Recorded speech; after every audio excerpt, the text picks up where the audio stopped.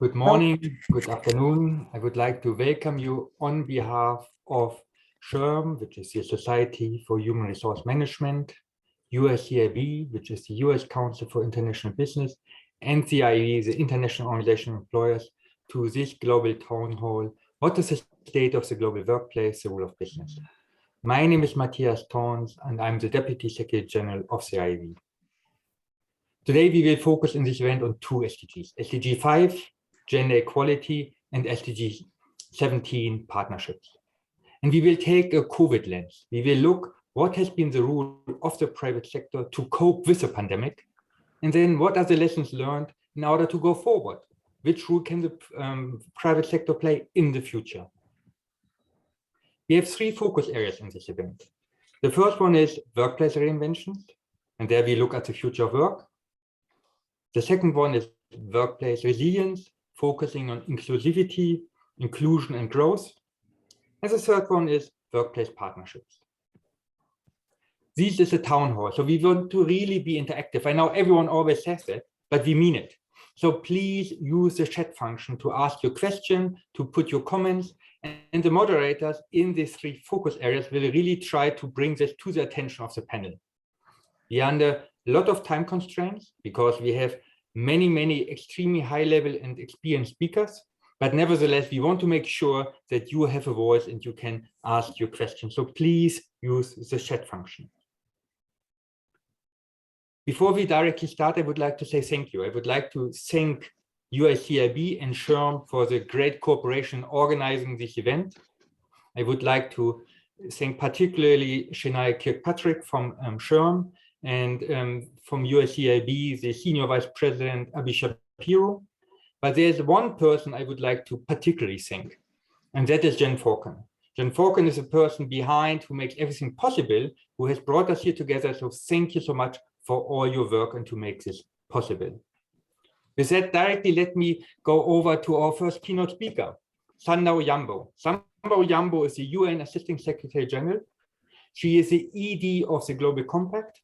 And she has vast experience in the private sector as well as in the public sector, in the UN. We are very pleased to have you, Sanda. You're really modernizing the Global Compact. It's a real honor to have you because you are focusing on impact and strengthening collective action. And you have our support, the support of business in doing that.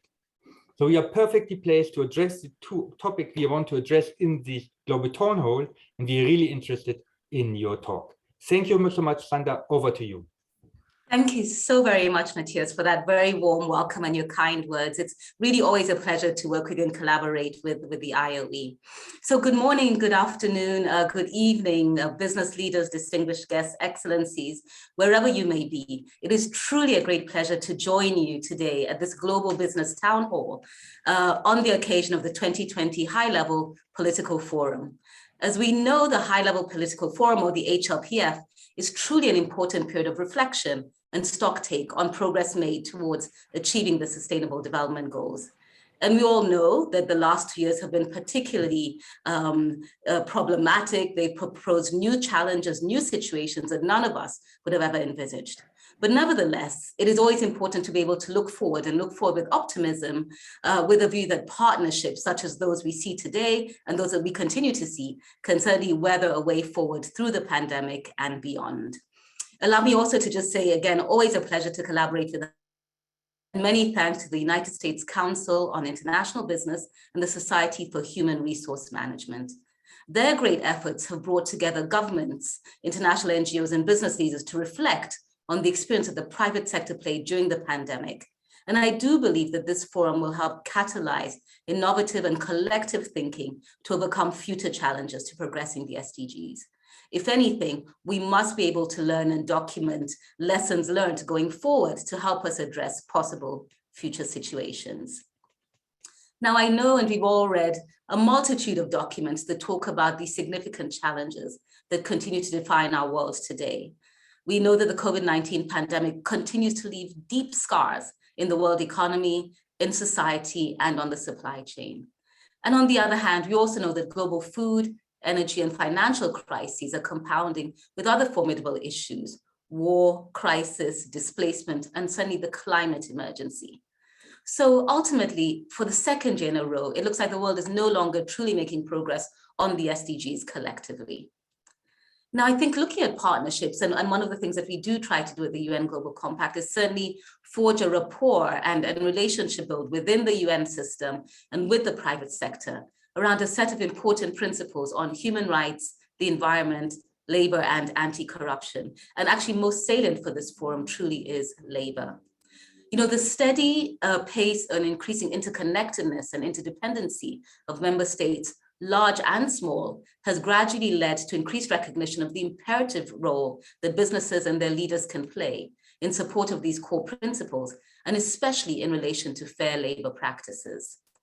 We only need to look at what's going on in Europe and its impact on the transportation sector to truly realize that labor is standing up and labor is articulating its voice. I do have to say, I just arrived late last night from Europe without my luggage on a delayed flight, only because labor is exercising its right to achieve what it feels it must achieve. But all in all, recognizing that labor does play an increasing role in the world today.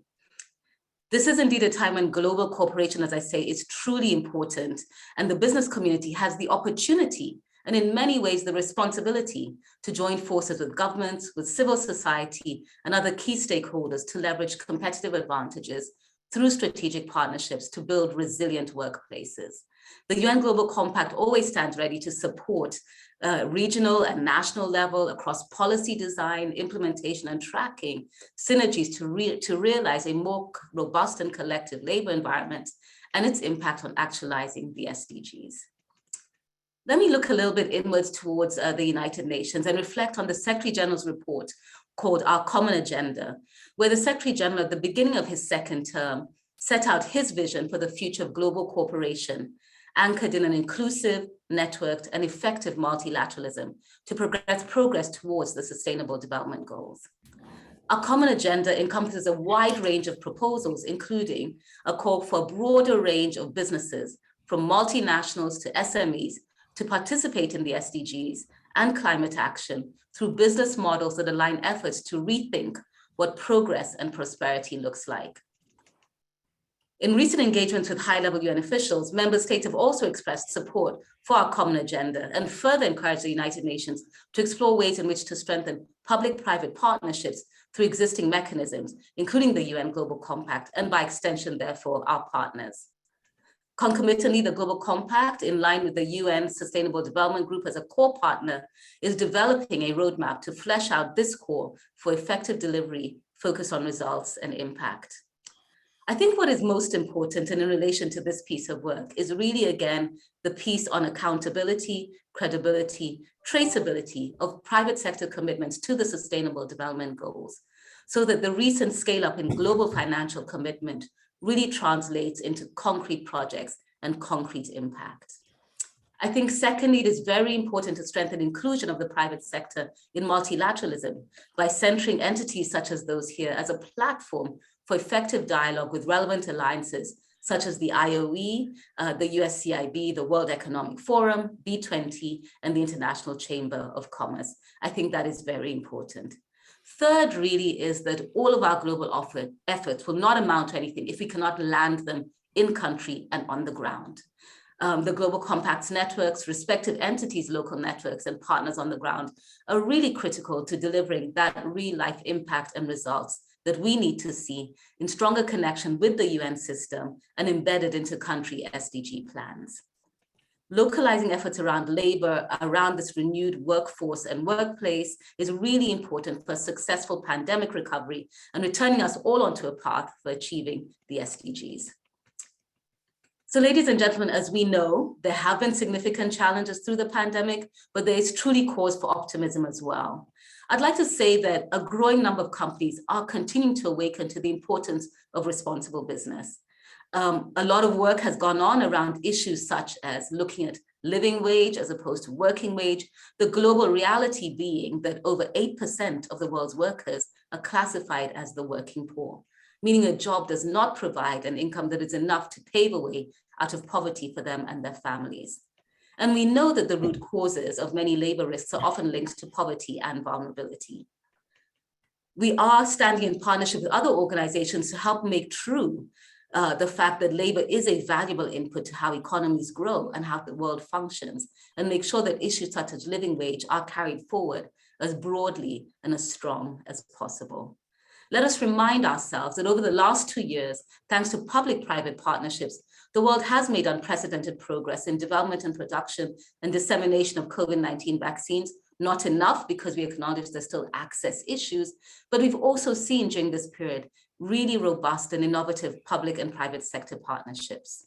I firmly believe, ladies and gentlemen, that when businesses unite, they are truly a powerful force for good. And we need to collectively ensure that nobody is left behind, even as we sit to design what the future of the world looks like post-pandemic. We must really continue to look at the role of partnerships and the role of multi-sectoral collaboration and multilateralism to drive all of this forward. So together with all of you, it's really great to join this forum. And let me just articulate that the UN Global Compact remains truly committed to partnerships, to public-private partnerships, to implementing the SDGs with the private sector playing a key role, because we truly believe that only through this multi-stakeholder, public, private, and multilateral cooperation can we forge the right path to advance the 2030 agenda. These goals have never been more important, and the support and the involvement of business is ever more crucial. So I wish you all a successful deliberation, an exciting exchange of ideas, and constructive deliberations. I hand it over back to you, Matthias. Thank you very much.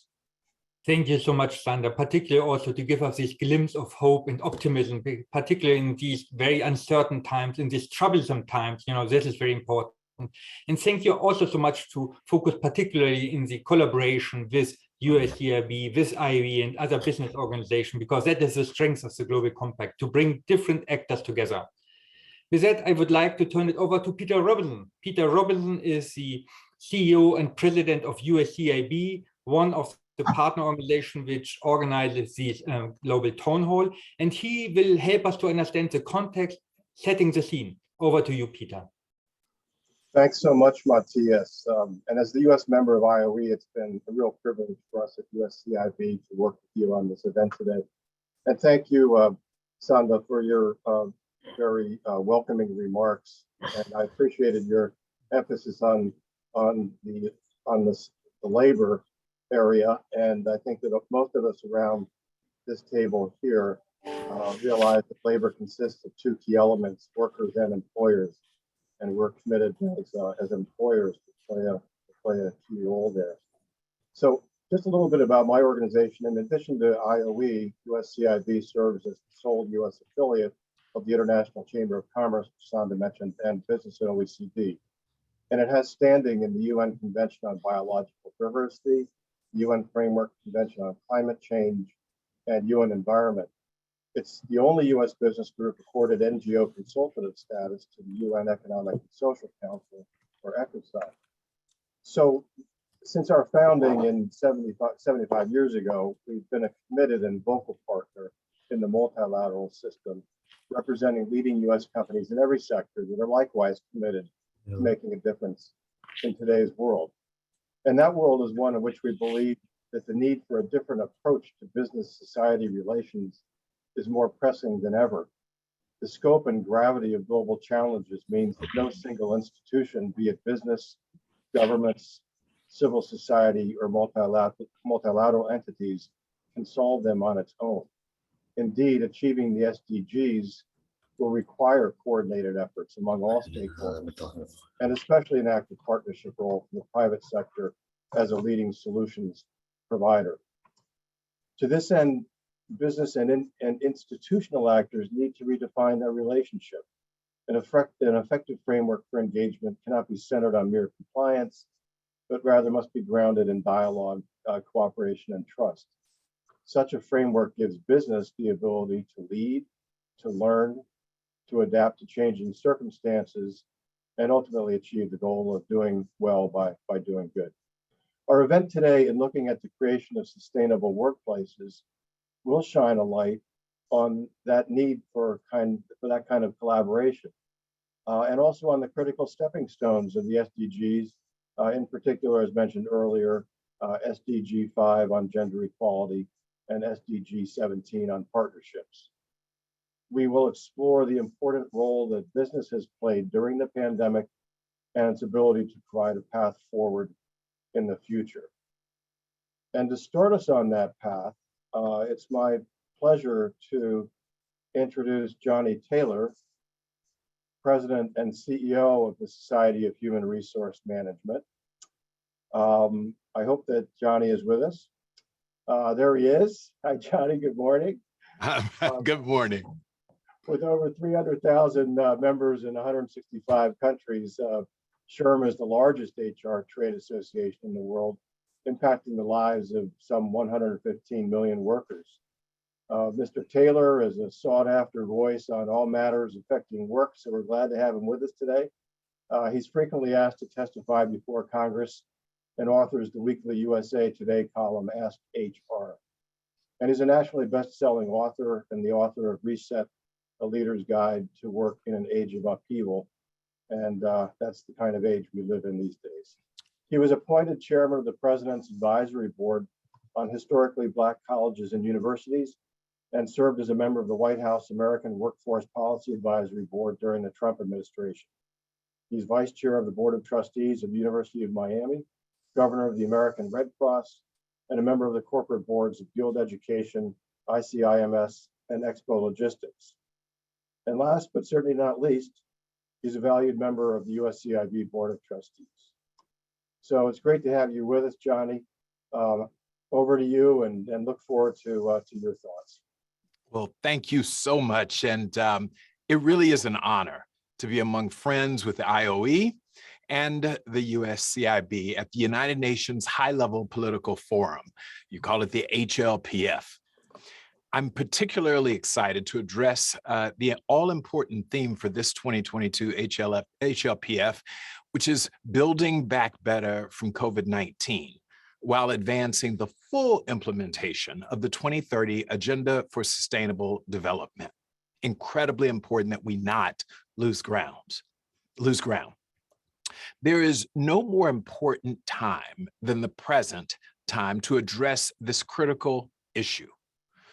Building back better and moving countries onto a path to realizing the vision of the 2030 Agenda is multilateral action. Nearly 1 year ago today, UN Secretary General Antonio Guterres issued a report entitled Our Common Agenda. And he stated that the challenges we face today, COVID-19, the changing climate, poverty, discrimination, violence, exclusion, can only be addressed by an interconnected response with reinvigorated multilateralism and the United Nations at the center of our efforts. Because multilateralism also needs business involvement and investment, SHRM, the IOE, and the USCIB collectively serving and continue to serve as the voice of global businesses, it's just critical. I certainly hope this is the first of many other opportunities for the global business community to be incorporated into the UN's efforts to achieve the 2030 Agenda for Sustainable Development. Now, today I'd like to address 3 topics. First, no surprise, workplace reinvention, the future of work. Secondly, workplace resilience, sustainability, inclusion, and growth. And third, workplace partnership, lessons learned from COVID. So let's talk about workplace reinvention and the future of work. When we talk about the future of work, it's a bit of a misnomer because the future is already here. While global businesses are getting work done, governments and NGOs are trailing behind as they seek to describe, support, and regulate the modern global workforce. A perfect example is right here where I am addressing you today, the United States. I'm right outside of Washington, D.C. Currently, the U.S. is working under labor and employment laws that were enacted in 1938. Yes, you heard that right, 1938. At that time, a second world war was imminent, And certainly the world of work looked and functioned very differently. So here we are, 84 years later in 2022, we continue to see and experience the tension of outdated laws and regulations impacting employer and employee relationships. From issues related to independent contractors, paid leave, gig workers, yeah, who'd have thought if there'd be something called a gig worker, the status of an employee, and many more, business and government must sit down and rework the traditional employer-employee contract. Until then, this tension, the tension that I'm describing, will persist to the detriment of employers, workers, and the world of work as a whole. We've got to figure this out. Next, I'd like to address the issue of workplace resilience. Can we agree there has never been a better and more important time in the world of work for businesses to be resilient? Now more than ever, we need leaders who can step up, not only during a crisis, which the world has been navigating for over 2 long years, but for a global reset of the entire world of work. Resilient organizations can keep the workforce going through crisis, and they can also protect staff and stakeholders. The best leaders respond to obstacles with next-level ingenuity to keep their organizations not only surviving, but thriving. Leaders can protect their employees and their businesses, both by engaging in swift and continuous communication, removing obstacles to employee empowerment, and ensuring their cultures reinforce collaborative and adaptive behaviors.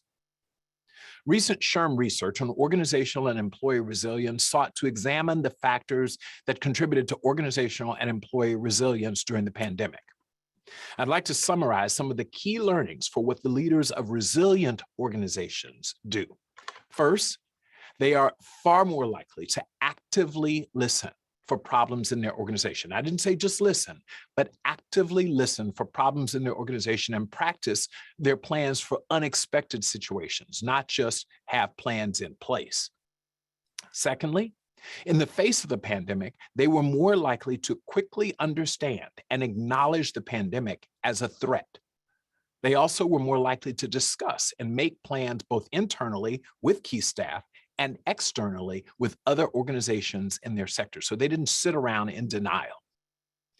Third, during the pandemic, they were more likely to continuously engage in information seeking and sharing, empower and reward employees for developing new innovative solutions, and they created a clear path for implementing solutions by breaking down bureaucratic barriers, coordinating effectively, and bringing employees on board to actually enact the changes. Also, resilient organizations share 3 critical characteristics that separate them from other organizations. First, resilient organizations have alignment. They are more likely to have senior leaders endorse a strong sense of purpose and ownership. These leaders know where their organization is headed and take personal responsibility in helping their workforce overcome adversity. Second, resilient organizations are more likely to have personnel resources available to devote to ebbs and flows of work even prior to the pandemic. You see, thriving organizations were more likely than non-resilient organizations to have social resources, such as social communications and camaraderie, that employees relied on for information and support. And finally, resilient organizations have organizational culture norms related to adaptability and inclusion. Those were greater for resilient organizations. Yes, adaptability and inclusion. This brings us to the third and final subject I want to discuss today, namely workplace partnership and the lessons learned from COVID. Yes, it wasn't all bad. There was actually some good that flowed from what we experienced during COVID. I've seen firsthand how within businesses, executive leaders and human resources departments have collaborated to respond to and even anticipate crises. Together, they forged a true partnership to accomplish exponentially more than either of them could have done alone. Businesses were able to reconfigure their workplace seemingly overnight, a feat many thought impossible. With our economies at stake and our citizens' livelihoods in the balance, It is in the best interests of both our governments and our businesses to come together to drive our collective recovery. Working with local and international health agencies to put protocols in place protects workers now and in the future. You see, workers are our greatest resource, and ensuring their safety and capability empowers our businesses to grow and thrive. Additionally, encouraging partnerships within and across sectors engages the stakeholders who can share and adopt the best practices for preserving our workplaces and restoring our productivity. The growth of our enterprises is intrinsically linked to the development of the overall workforce. Workplace partnerships and the many lessons learned in the COVID era facilitate our ability to discover, to share, and implement innovations to restore our workplaces and drive productivity and generate economic growth. Together, business and government can start developing a more capable workforce, leading to more productive workplaces and ultimately to create a world with more opportunity for all. Friends and colleagues, the time to begin working together is now. We have much ground to make up for during this unprecedented economic reset. Again, there's never been a better and more important time in the world of work for businesses and HR to be resilient. World events have handed us unprecedented challenges in talent strategies, reskilling and upskilling, reimagining the workplace post-pandemic, mental health, and corporate culture, just to name a few.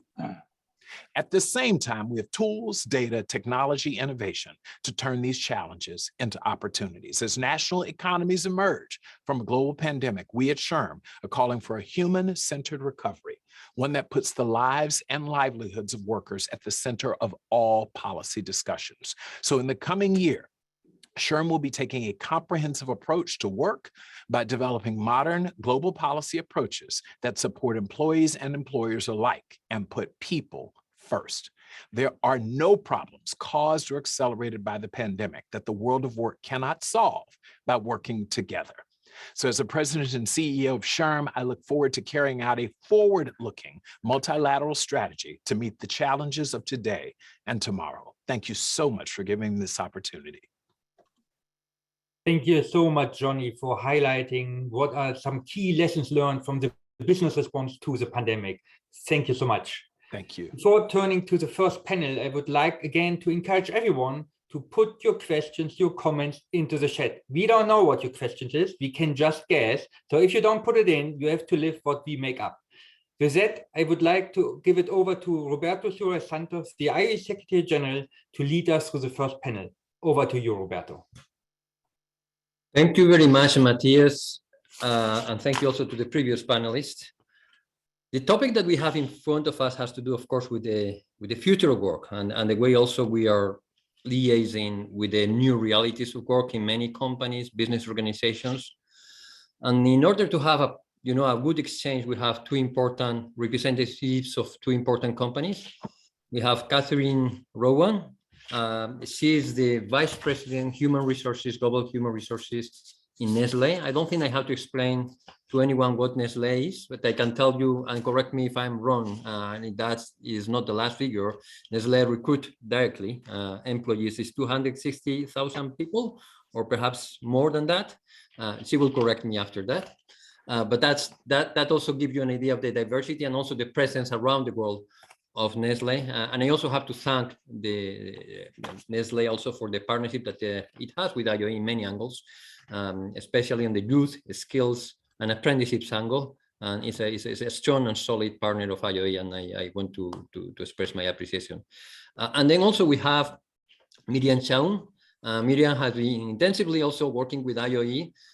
She's the Global Governance Director for Uber. And she has also been working with us in the area of platform work, of course. I don't have to explain what Uber is to anybody. What I can tell you is that the challenges from a workplace perspective that a company like Uber has are not minor. And those are also challenges shared also by many companies around the world, but with the specificity here of the platform angle. I don't want to take much time, but I just want to refer to 2 or 3 areas where we have been witnessing a speed up of the change of work. And one has to do with working place. The concept of working place as such is becoming to some extent obsolete. The concept of working time, which is and the other basic element of any industrial relation, is also becoming like a kind of different way of content in any employment relationship. At the end of the day, working time does not always measure productivity, but also beyond that, what we see and we witness is a reality, a digital reality that is already here and is profoundly transforming not just, service-oriented work, but also some more traditional work and some more traditional activities.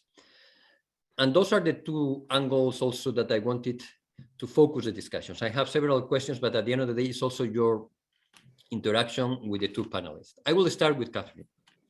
And Kathryn, my question to you is short, is how digitalization in a company like Nestlé, sorry, I'm used to talk with governments, that's why I say country, is affecting you as from a human resources perspective, but more importantly and more specifically, how it's affecting blue collar workers, which is not always an area traditionally been affected by the new realities of work.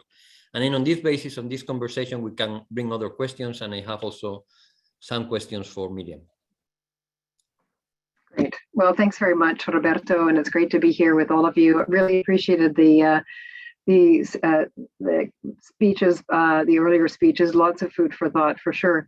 I have to say that there's no question that digitalization has affected us significantly, but the pandemic itself, and just reflecting on the conversations that and the comments made earlier, has really impacted labor markets in a major way, in a major and unprecedented way.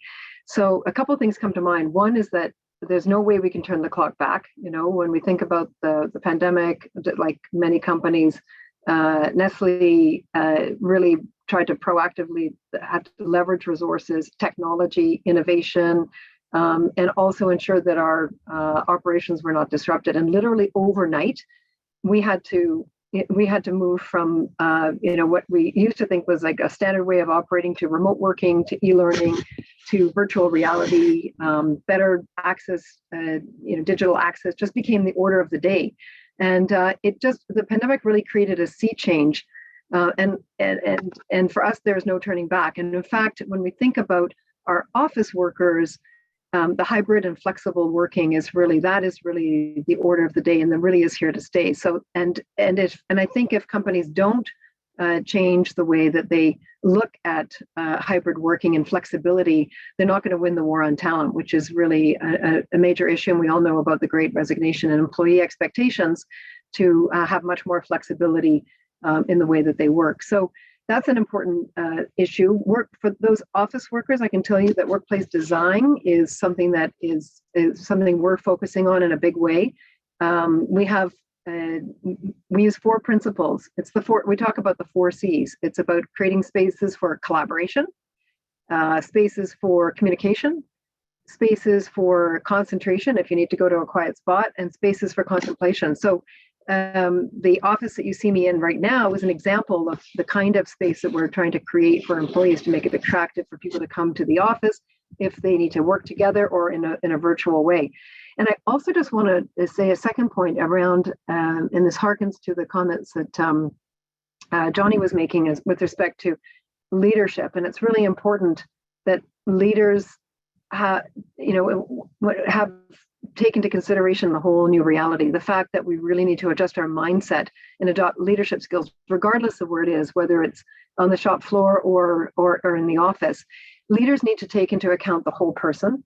They really need to listen to their people. I think Johnny said that as well. Recognize and develop their people, just become more of a coach or mentor and a collaborator, and just be completely in tune with the emotional and mental health of their people. There's no question that leaders need to take into consideration this whole new reality. And if we don't step up our game as employers, I can tell you that we're taking this very seriously at Nestlé, I think that we won't win the war on talent. And the third point, final point, really is around the workplace. And you asked about more the blue collar workers. Like to get that figure straight, we employ 276,000 people worldwide. We're in 186 countries, and we have about 350 factories. So half of our population is in a factory setting. So when we talk about the future of work, it's not just about the office, but it's very much about how do we make sure we have an engaging workplace, that we have engaging roles for people who are in our factory settings, our distribution settings, and also our folks in our salespeople who are operating in the field. And during the pandemic, we really needed to maintain our operations at full capacity, because you can imagine as a food company, it was really important that we make food available for our communities and that we serve. And that was, in fact, very much our top priority. So our factory-based employees, our distribution sales folks, they can continue to work 100% in person with the appropriate COVID testing, with personal protective equipment, then got into vaccination on site, free transportation to and from the workplace, and also provided free meals. But it was well before the pandemic that we started to get into our digital transformation, because we felt it was important that we bring the latest technologies across the company, and both in the office setting, but then also at the factory floor setting. And in that, we are leveraging things like remote assistance, augmented reality, smart glasses, all the tools. Upskilling and reskilling our employees was really a major focus and has been a major focus of our future of work strategy. So we fundamentally believe that the private sector has a role to play in helping to reduce the impact of technological change in the workplace on our employees. So what that means is that we need to shift our mindset really away from jobs to skills. We need to embed continuous learning and skill development and on-the-job development, really allowing employees to really grow within the organization and learn on the job. So it's about moving from a replaceable workforce model to a renewable one. So and really it's a win-win. There's a business case for it as well, and it's good for organizations, but it's also good for employees, and then ultimately good for society. So there's a real partnership and win-win there. So I'll stop there, Roberto. I could talk a lot longer, but I'll stop there for now. They're very good insights, Kathryn. I think also I take the last point that you made, from jobs to skills, from jobs to competencies, mindset. It has been challenging for many of us. I mean, just how we deal with the situation is the problem is when you don't have good connectivity, and that leads me to let me ask. I have another question for you if we have time, but I would like also to ask Miriam. New realities of work, platform economy. In your case, is very much a geolocation service. There is an angle that has to do with inclusiveness. I mean, how the new reality of the platform economy can also help to bring more women, more young, more elderly people, disabled people. How can we make also this case within Uber or any other platform economy? And also, the digital gap is there. Okay, more than, I think it's half of the population do not even, or 40. It's just 40% of the population that have access to internet. So there is a kind of a strong limitation that prevent us also to get in there if we have a business case also to bring more vulnerable group of people into the platform economy, into the labor market. Absolutely, Roberto, and thank you for the kind introduction and echoing Kathryn for the invitation. It's my great pleasure to join such an important conversation and with such esteemed speakers and panelists. And I've already heard so much that resonates.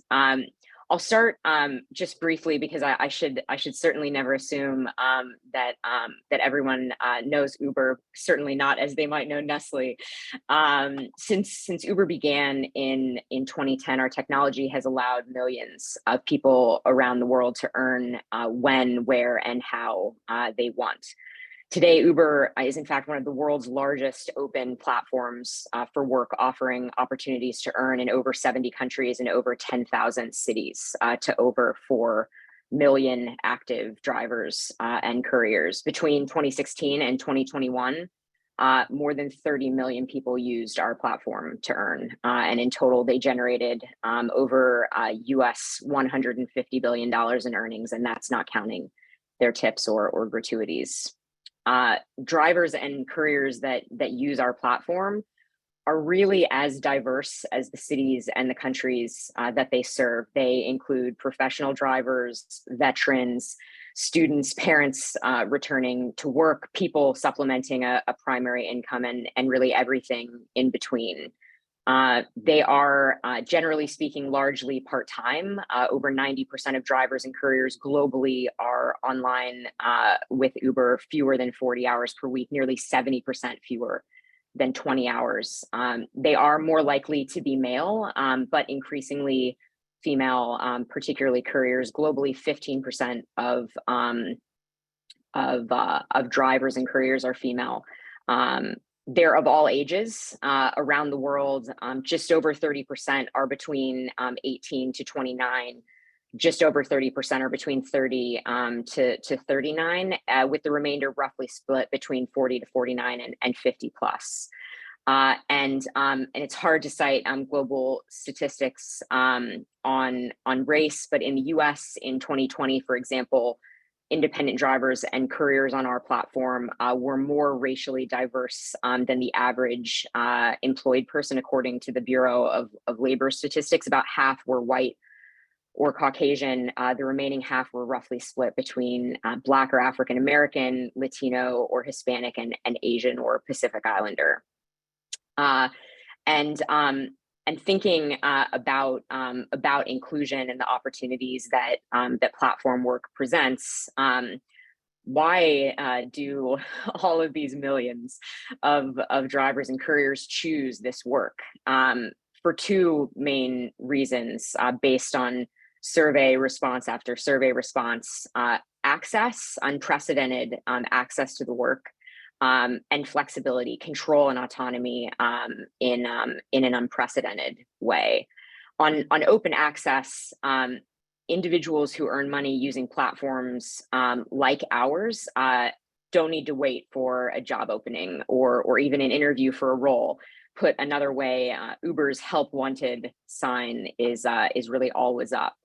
And while regulatory requirements vary across countries and cities in many of Uber markets, individuals who have documentation, requisite licenses, and a vehicle that meet the platform's requirements can sign up and start earning within a few days after passing a background screening. And these kind of low barriers to entry ensure that workers from all backgrounds, regardless of race, ethnicity, gender, sexual orientation, education, other characteristics, have equal access to the work. And this also means that platform work attracts diverse groups of workers who may have been historically marginalized from the labor market. Research has actually long suggested that platform work could help people meet their needs, their financial needs, especially in a crisis. And of course, the COVID-19 pandemic really stress tested that claim. And some 2021 research across 6 countries: Australia, Brazil, Canada, France, the US, the UK. Nearly 4 in 5 survey respondents reported that platform work acted as a financial safety net because of this ability to get online and earn quickly. And second, and then I'll wrap because I know we don't have too much time, control and autonomy. Drivers and couriers who earn with our platform have real-time control over their working hours, times, locations. There are no shifts, no minimum hours, no consequences for not working. And workers can and they do work across multiple and competitive apps. This flexibility is very unique, and it is not available in a traditional employment context. The vast majority of drivers and couriers consistently report that this is a key reason that they come to the work.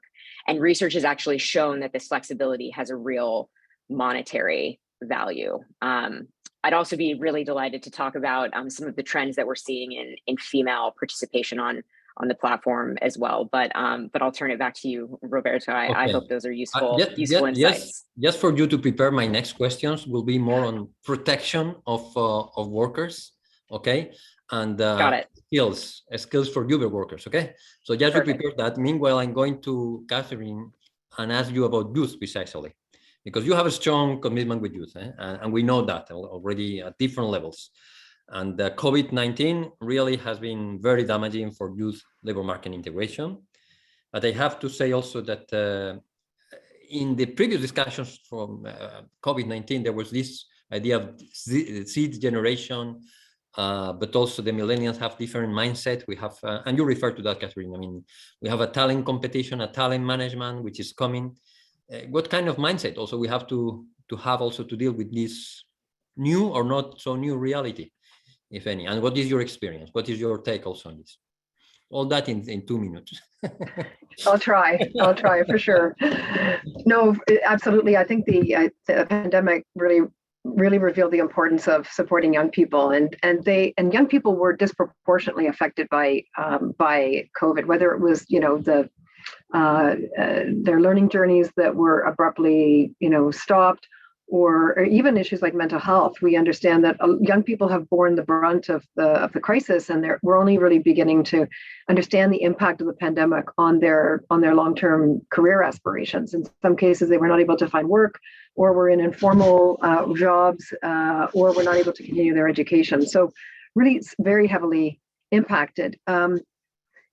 It's, you know, as a company, and you mentioned, you know, we've been very involved in the topic of helping young people and just helping very much enter the labor market, upskilling or starting a new business. We've been doing that for the last 10 years. And the crisis, the COVID made us realize that we were really on the right path. And we founded back in 2018 a Global Alliance for Youth, and it's a group of right now about 26 like-minded companies that have come together to support young people. We're focused on things like dual education, soft skills, as well as digital inclusion. And we think that that's the real success factors for young people these days. And it's really important that we're attuned to that and help them meet those needs so that they can be ready for the workforce. We also think that you know, getting involved in topics and with other partners is critically important. And earlier on, there, Johnny mentioned, and as well as Sanda mentioned, the importance of public-partner partnerships, and the Global Alliance Network the Global Apprenticeship Network that we've been involved in for many years, but leading the last couple of years, is focused on, you know, work-based learning and lifelong learning. And it's another great example of collaboration between the private sector, the IOE, the ILO, business at OECD, and organizations like USCIB. And so for us, we think that we have a much better ability to affect change and to support young people if we're working together, and we'll have a much bigger impact. And I'll give you a case in point. About a year or two ago, we noticed that many companies were not getting involved in internship programs. They were canceling their internship programs because COVID had happened, because they said, well, we can't bring people in-house, so we can't do it. We launched a guideline on virtual internships, and we were able to create a guidance for companies to bring interns in, but do it virtually, and to continue to give and provide opportunities for young people so that they could continue with that work experience, even though they were doing it remotely.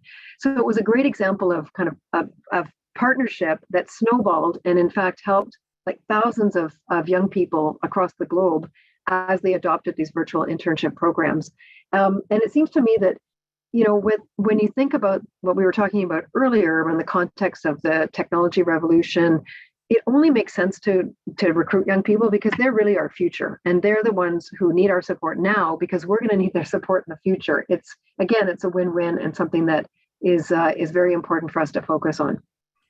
So I'll stop there. Thank you. I have my I hope that answers the differently question. appearing on the screen because he's reminding me that we have to stick to our time.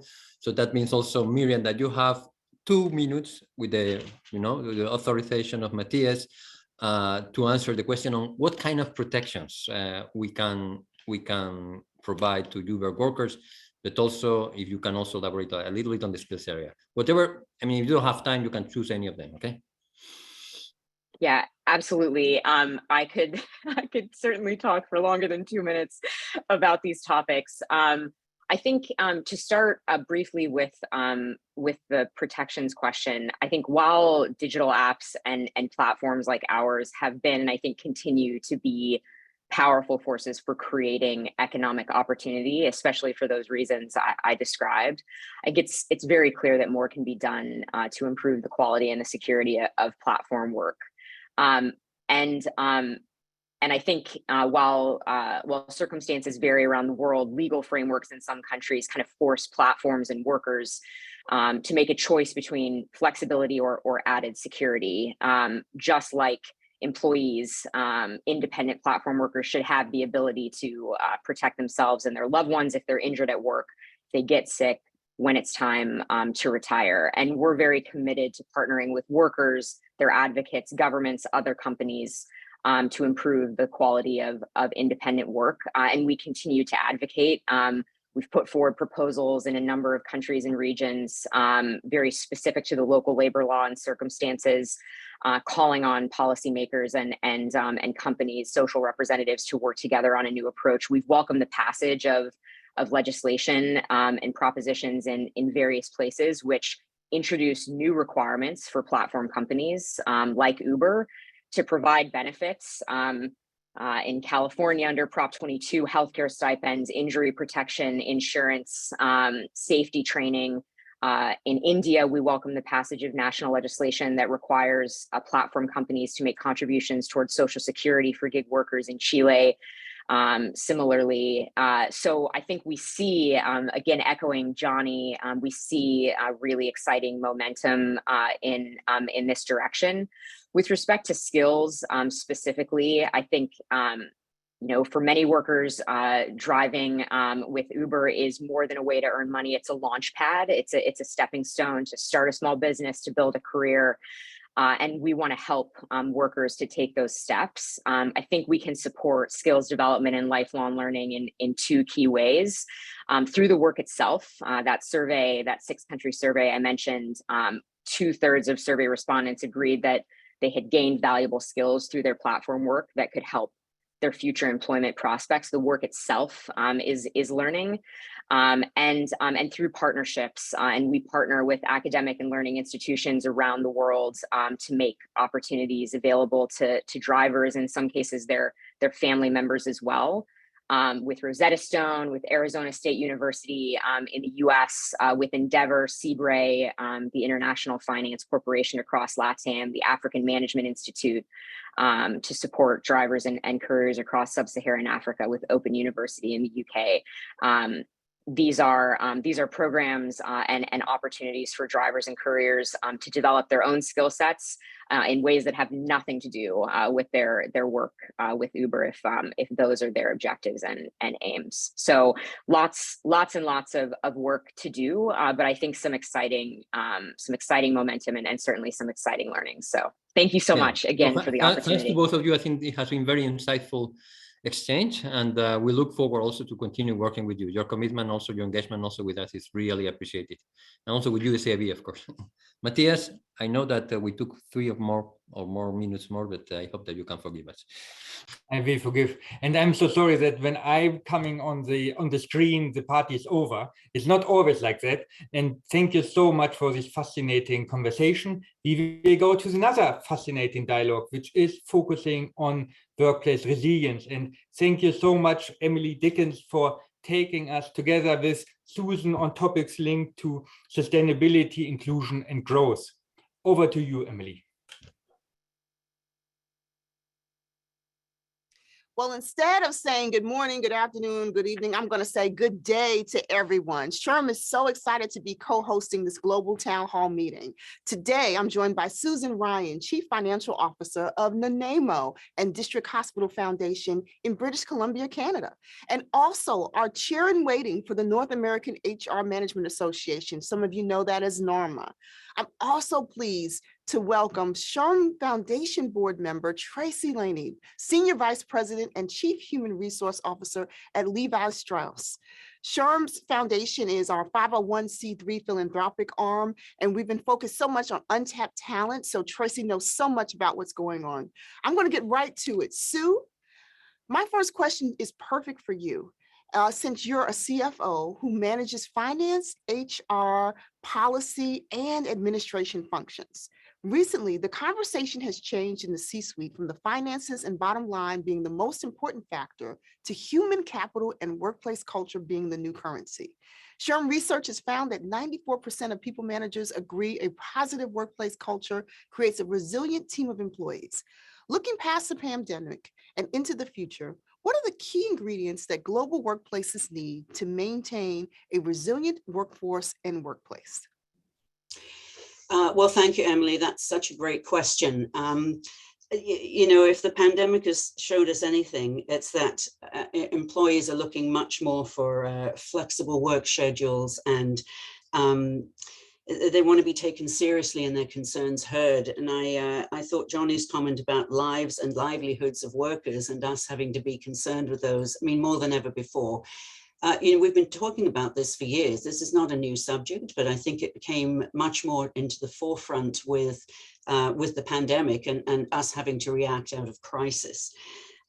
So obviously, to maintain resilient workplaces, we have to be concerned with flexibility and adaptability. What that looks like for our people, how we can support them in that, and how as organizations, we have to be on top of this so that we don't lose our competitive edge in the marketplace. Because with the great resignation and the talent, the war for talent, if you will, this is a very big ticket item. People have lots of choices these days, and if we're not on top of this, we will lose our competitive edge. But along with this comes the issue with hybrid workplaces, flexibility like never before. How do we maintain our cultures within our workplaces when, you know, arguably a good chunk of our people will be not actually in the office or not in the workplace?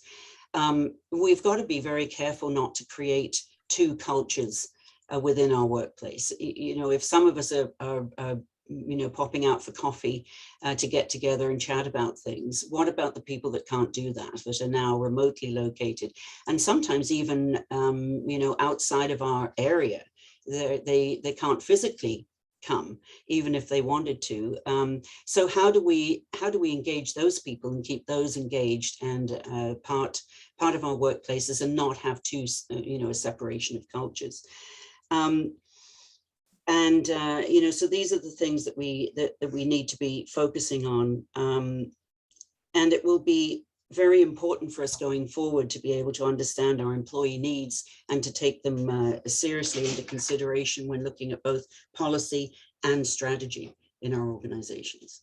Wow, thanks, Sue. I just got to ask, what time is it where you are? It's 6 in the morning. Oh my gosh, thank you. I've been here a while.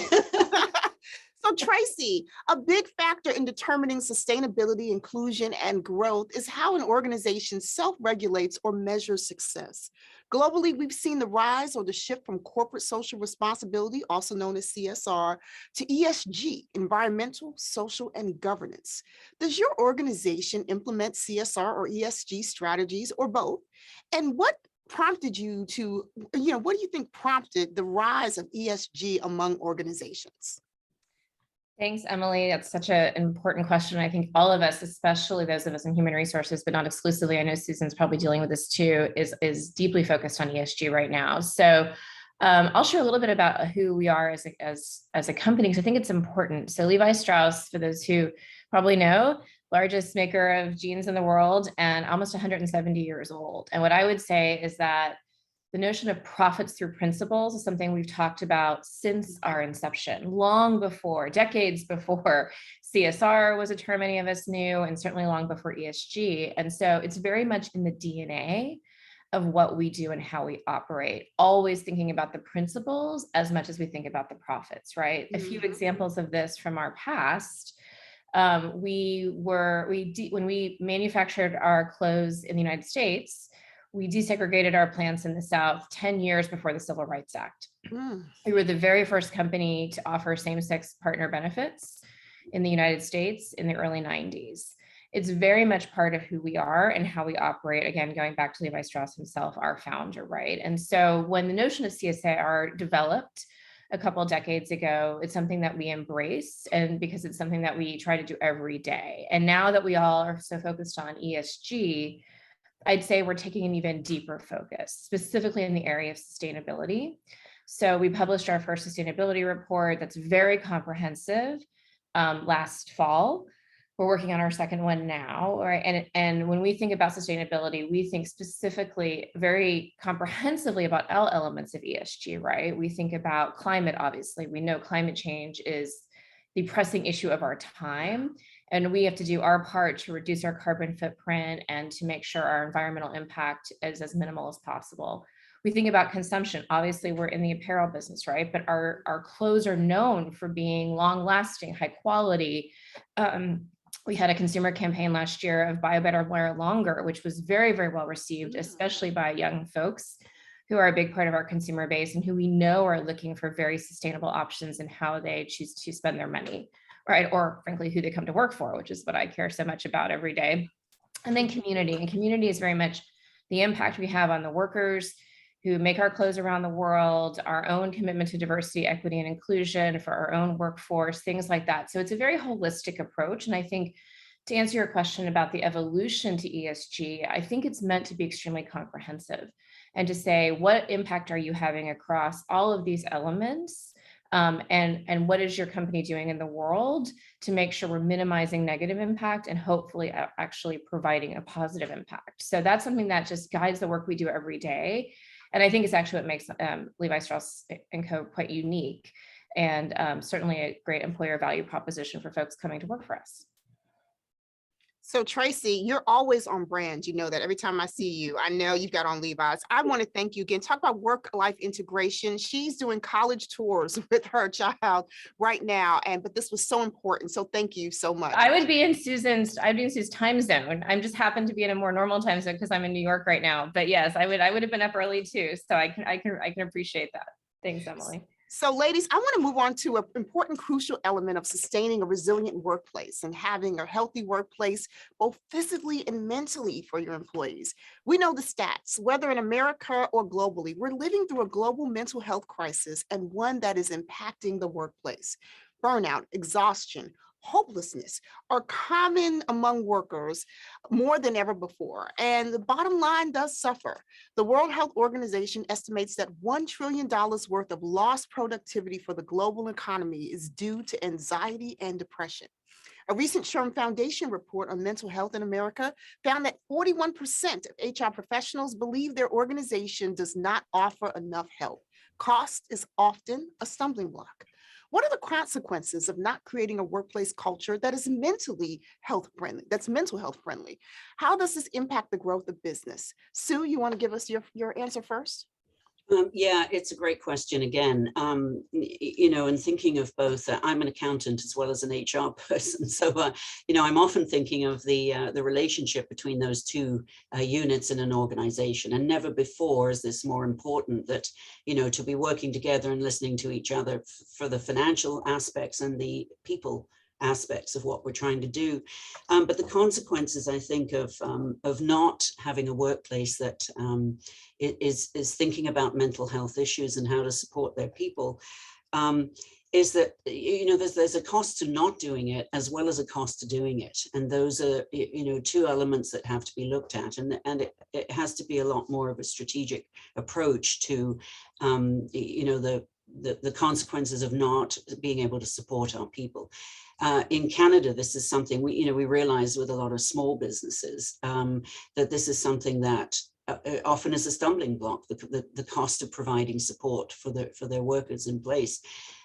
So what we've been doing as a national association is we've been lobbying the federal government to look at how the government, in fact, may support small business in the country with some resources and some assistance, some policy guidance, perhaps. So that's one of the things that we've been doing as an association to try to raise the level of discussion. I love that.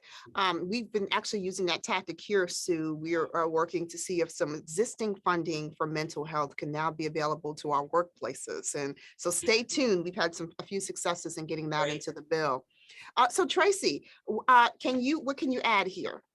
Yeah, I mean, I would just, I think this is such an important topic, and it's one of the reasons we keep talking about it, because I don't think, sadly, it's going away, right? I think if we're being brutally honest with ourselves, there were mental health challenges that we were facing before the pandemic, and then the pandemic just made everything so much worse, right? And so the numbers that we all hear about, the amount of burnout, how this disproportionately is impacting women and BIPOC women in particular, right? So it's something that we still wrestle with every day. Along with SHRM, we just signed on to Thrive Global's commitment to continue to focus on mental health, right? That even as the pandemic hopefully starts to recede, we're not going to take our eye off this ball, because we cannot, because we know that employees are really in distress, frankly. I mean, we've seen, as I'm sure most employers would know, our mental health claims from an insurance perspective have gone through the roof in the last couple of years, right? And we're glad people are getting the help they need. That's a very good thing. But we have to really understand the challenges that also are in that world right now of not enough providers, long lead times, a lot of, very little, again, availability, especially in moments of crisis. And so what is our role as employers in supporting that? And one of the things that we've done for the last several years now is try to take a holistic approach, right?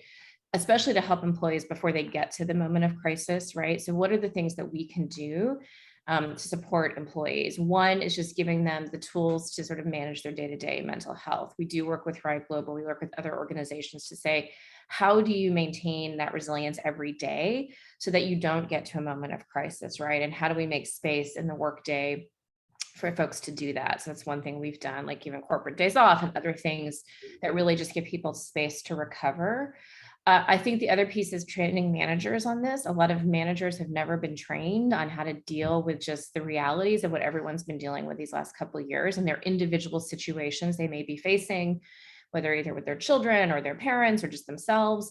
And so providing manager training, not again specifically to become mental health professionals themselves, but just to understand and lead with empathy, we think is really important. And then finally, what can we do organizationally, right? How do we enhance, which we did do, our paid leave programs. We expanded our bereavement leave to make sure people really had the time they needed when they lost somebody.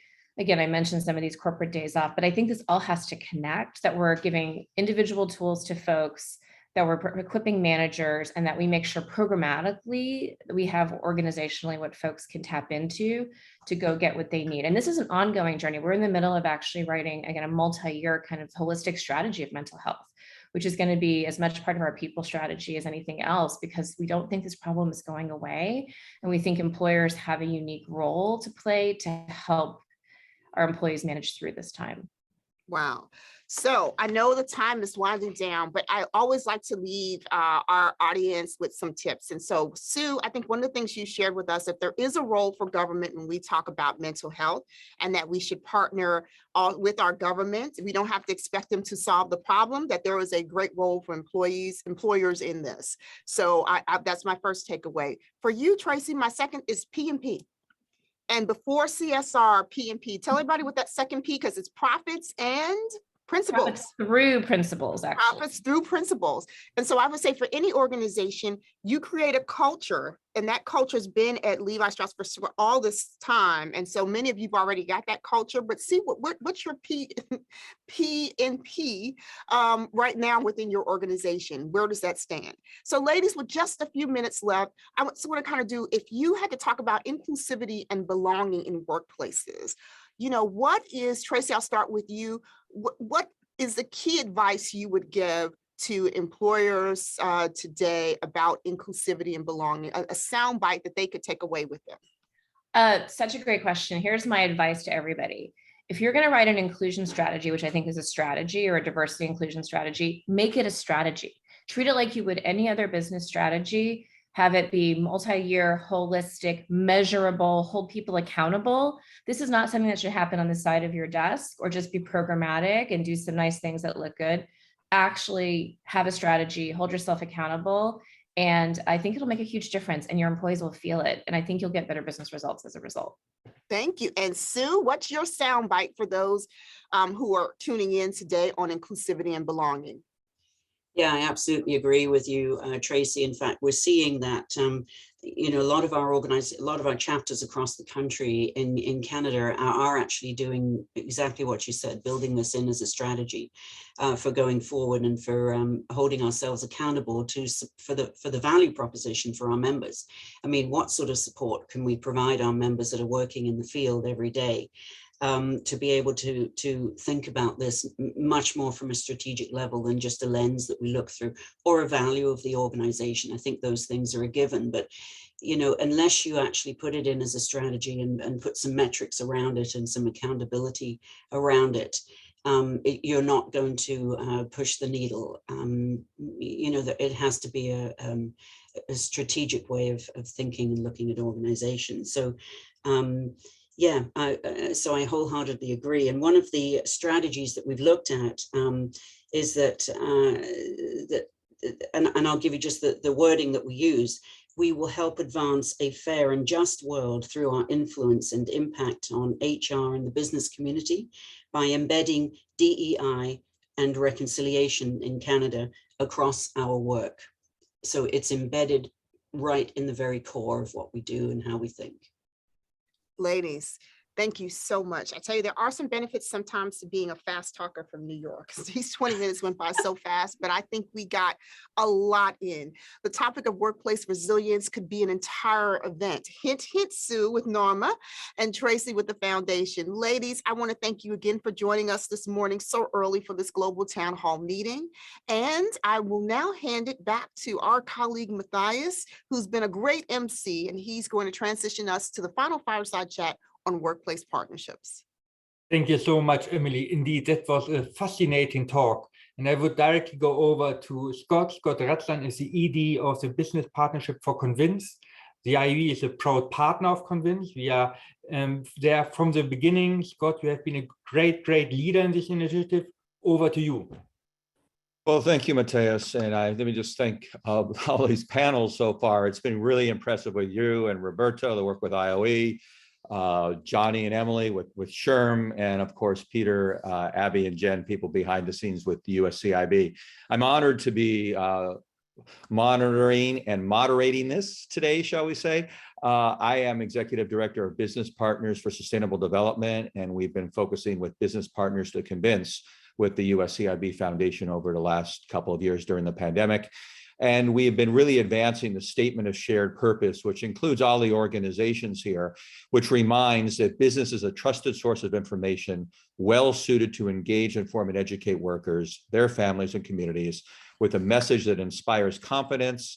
And in this case, vaccination and encouraging acceptance for COVID vaccines and building us back better with resilience. So we've been developing that. And I know today what we were going to talk about was probably more important on our longer term scale now that we're at a much better place than we were when we first launched both Business Partnerships for Sustainable Development now 3 years ago at the UN High Level Political Forum, and then Business Partners to Convince 2 years ago. And today, what I'm most impressed with of not only the prior panelists and our Assistant Secretary General and head of the UN Global Compact's speech at the beginning, focusing on partnership and focusing on the importance of SDG17. And with that, we have one of the global leaders in the case here. This is Tam Nguyen. Tam is the global head of sustainability for Bechtel Corporation, which is, as you know, is an international engineering and construction company, and he's general manager of Bechtel.org, its social enterprise, which we'll speak more about. He's had over 20 years of experience in sustainability, corporate strategy, management, and government relations. And recently, he's formulated Bechtel's sustainability strategy, directed implementation, support integration across the enterprise in its ESG process. And he also has prepared Bechtel's net zero blueprint and implementation of human rights. And we have just a great panelist here. He's on a number of boards, including support for USCIB. And let me also mention, prior to joining Bechtel, he did great work managing corporate diplomacy practice at Chevron, working with corporate responsibility and human rights policy and program. So without anything more to say, Tam, we had a great talk before about what you're doing with Bechtel.org and EQ and a lot of the other areas. So what do you think is one of the new areas in terms of partnerships with workplace and environment and current thinking? Yeah, thanks for that. And it's great to be here and great to be with just really distinguished speakers earlier. I think it's, the change that I've seen, and, Bechtel.org has been part of that, is just trying to be much more intentional and empathetic and trying to marry business case with social case. And that was kind of the thinking behind the creation of Bechtel.org. And creating a social enterprise is not new. Many companies have done it. Some really good ones like Bain and Accenture and the others. But we try to be very intentional of around what we were trying to do, and it was, a lot of this was pre-pandemic. And then we adapted and changed during and, over the pandemic. But I can share a little bit about the thinking that went into this and how it's in the context of the pandemic and partnerships. It's all sort of woven together. So we, Bechtel.org, again, it's an in-house social enterprise. It's focused on delivering community infrastructure, to underserved communities, primarily in the developing world right now. But we launched this a few months ago, before the pandemic. We launched it a few months before the pandemic, and then we had to adapt very quickly. But the original business and social case was intact. So let me start with the business case, and all of this is in the context of COVID-19 and recovery, also workplace relationships, et cetera. So we established this to develop our colleagues, first of all. That was really the business case. We don't seek any profit. We're sort of a break-even business, but we don't seek any profit in the work that we do. And the idea was to deploy small teams to integrate with local communities and institutions, and then help them sort of work within or integrate with an ecosystem of what we see as the ecosystem of people and institutions that move these projects, infrastructure projects forward. The real thing we were trying to do, as you mentioned earlier, is to build the EQ, the emotional quotient, as a core leadership skill and an experience, and to bring that back into the company. In other words, we know you're a really good engineer, we know you're good at logistics, but can you work with local institutions, underserved demographics, underserved communities? Can you lead or influence without authority? Can you lead for good? So there's lots of human design thinking that goes into the work. So that is how sort of we thought about, the sort of changes, within the company to, address, workplace relationships, but also by marrying the business case and the social case, which was to deliver this infrastructure, these underserved communities, to build an experience. Well, I should also mention, it was also originally created for talent retention. The time that pre-pandemic when we started this, it was really to build our talent, build our colleagues, keep them in the company through an experience. But when the pandemic happened, we also saw the value of it as recruitment as well, retention and recruitment. Not just recruiting new employees, but also bringing back employees that were let go during the pandemic. So in a way, as a sort of an on-ramp back into the company. So obviously you have a lot of success with these multi-layers that you've seen of both retention on the positive side and obviously fitting in with a lot of discussion we've had today. But you also explained to me how well this has worked in certain countries, and the SHRM-SCP project in Peru, and linking climate and other areas with your partnership model. Can you speak a little bit to that, please? Sure.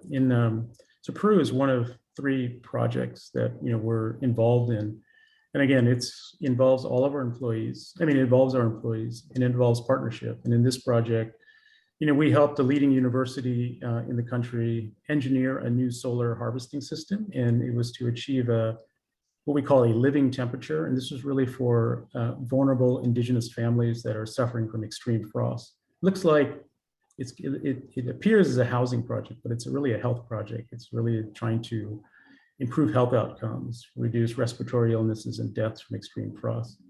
We tested this system with families. We're now working with the government to validate the system and then transition to a scale-up phase. That scale-up phase is to take the system, which takes solar power, and install it in 20,000 homes across the Andes, very difficult territory, and the ambition is to go to 60,000 homes. Great. Now, I know we also talked about Bechtel's 120-year history, and you've learned from both what the engineers have done, but now you're putting your new private sector ESG and other ideas forward. And I've been most impressed in even hearing about a number of these projects. I know we're going to just focus on maybe a couple more here, and then what are some of the lessons. But there's also one that you were developing in India, and then I think you're going to presage a new one that will be announced soon. Yeah, in India, it's an interesting project. Again, employees are all involved in the co-creation, and they're involved in the execution now. And so we're working with global insurance company, local biodiversity NGO, the municipal government in India, a municipal government in India. And the idea is to integrate nature-based solutions, like mangroves or seagrass or other sort of nature-based properties or assets with civil infrastructure to mitigate extreme flooding in canal systems. But by integrating the nature base with the hard infrastructure, the idea is to promote, sustainable restoration of the canals for ecotourism, economic livelihoods, improved health outcomes. All of this is sort of a desired future state. No, great, Chaum. I mean, it's been quite interesting to see over the past decades how public-private partnerships have moved forward in the new SDGs, if I can say, moving from the Millennium Development Goals, of course. We have SDG17 on partnerships. And I've worked in my past, before joining private sector, now working with USCIB, I worked at USAID, trying to foster global partnerships. And obviously there's different roles, whether you're a governmental role, a donor role, a business role. I understand that you've been working on a very new innovative project that will be launched in Africa that has this kind of public-private partnership and hopefully will demonstrate the importance of not only SDG17, but multi-sector engagement. Can you share any of that today with us, of what you're planning to do in Africa? Sure. So this is in sub-Saharan Africa. And so we're one of the founding partners of HEDA, which stands for the Health Electrification and Telecommunications Alliance. And the goal is to deliver solar and digital connectivity specifically to advance COVID-19 vaccinations. This is a big obstacle, not just for vaccines, but overall quality of healthcare, health facilities having electricity. So the electricity here is renewable. It's going to be solar focused. The goal is 10,000 facilities in 5 years. We have more than a dozen public-private partners from the US and Europe. We're all involved, we're working together, and we're readying ourselves to start executing in Q4. And again, our employees are part of the whole co-creation of this, as well as preparing for the execution.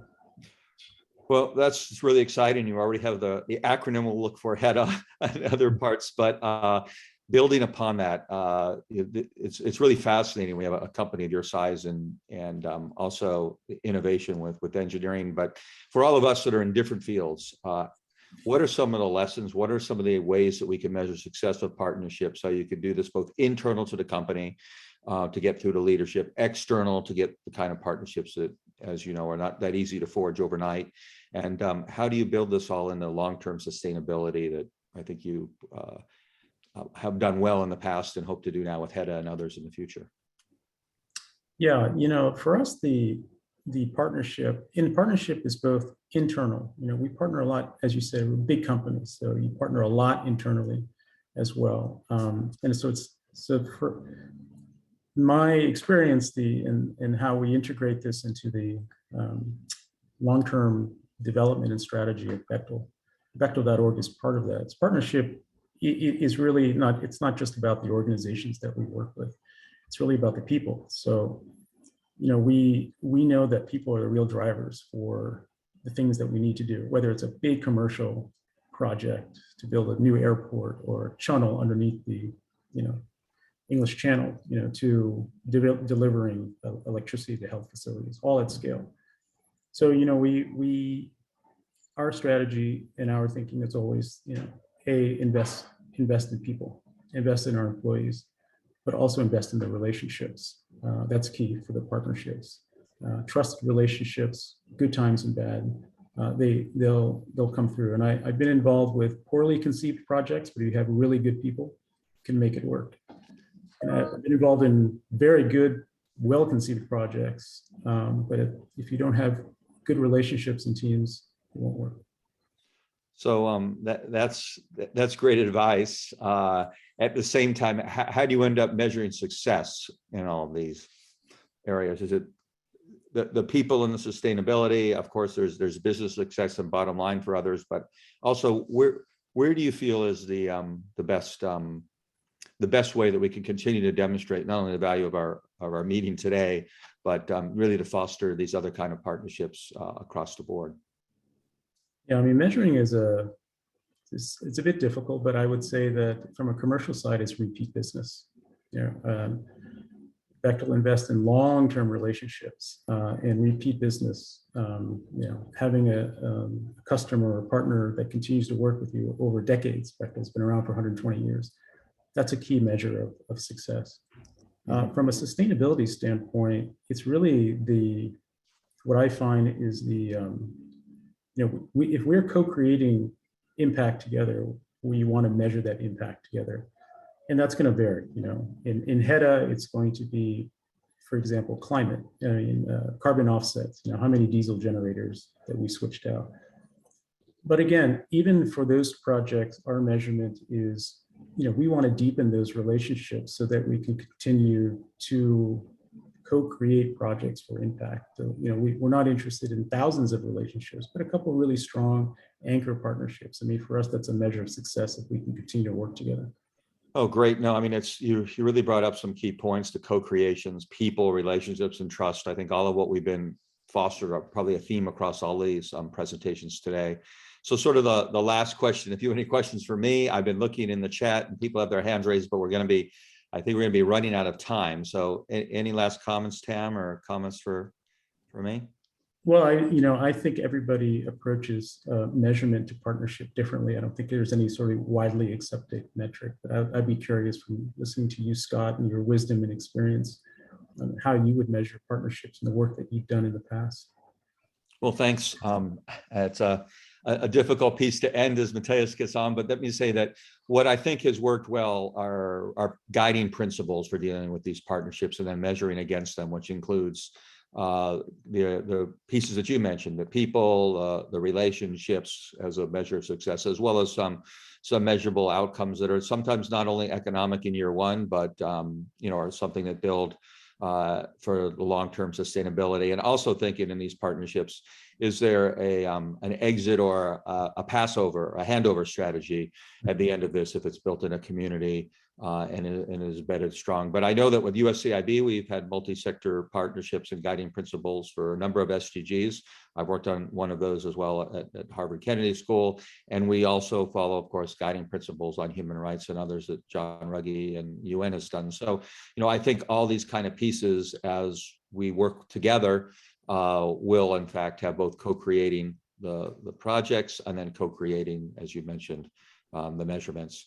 So with that, you know, I really appreciate, I think you gave great examples, Tam. I've really been fortunate to be part of this whole panel and part of this day. So around the world, thank you. And Matthias, thank you again in IOE for the great partnership support and hosting this along with SHRM and USCIB. So over to you. Thank you. Thank you, Scott. Thank you so much, Tam. That was great. And I would really turn it over to Peter Robinson for some closing remark. From the IE perspective, we really appreciate this conversation. There's much to follow up. Thank you so much to all the panelists. Thank you so much to all the audience. Over to you, Peter. Great, thanks, Matthias. Listen. Your camera is not on, Peter. I can't Okay, now I can turn it on. There we go. Okay, now I have permission. Listen, there's not a lot to say, but I mean, to sum up, during today's discussion, we've heard how the pandemic has catapulted businesses forward to reinvent the future of work while embracing flexibility and responding to their employees. We've heard how resilience fosters sustainability, inclusion, and growth, and that building a resilient workplace that delivers those elements creates lasting opportunities for all and raises the dignity of work. We've heard about business leadership and empowering employers through partnerships around the world to reach out to their employees and creating greater vaccine literacy. And we've heard specific examples of business innovations and approaches and how the public and private sector can work together. As we conclude today's dialogue, we're reminded that everyone has a role to play in achieving the SDGs: policymakers, civil society, business, academia, and each and every individual. Certainly at the political level, the SDGs provide the framework for action to be taken by policymakers, but along with the public sector, it's crucial that in addressing the global workplace, the private sector and companies are involved as partners in this effort. Let me just say thanks, many thanks to our partners, IOE and SHRM today, all our panelists, our keynote speakers, our amazing Master of Ceremonies, Matthias Thorns, and to all of you who have spent the time to join us today. As Emily intimated, we could have spent many hours, if not days, if not weeks, discussing the issues. So I hope that this is the first of many conversations and that we keep the discussion going. Thanks again to everyone and have a great rest of your day. And we will have the recording on our website. So if you are interested in the recording, go to the USCIB website, go to the SHRM website, and go to the IE website. The recording will be there. Thank you.